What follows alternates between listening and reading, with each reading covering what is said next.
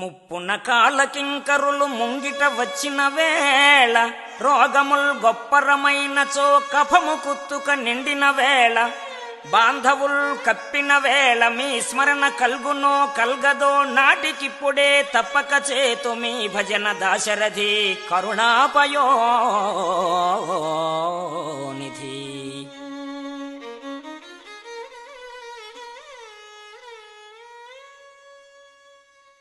రామచంద్ర, వార్ధక్యం వచ్చి మీద పడినప్పుడు లేక కర్మ కాలి కాలం తీరుతున్న వేళ చెప్పకుండా యమకింకరులొచ్చి ఎదురుగా నిలబడి రావోయ్ అని పిలుపునిచ్చినప్పుడు రామ అనడానికి అవకాశం ఉంటుందో ఉండదో.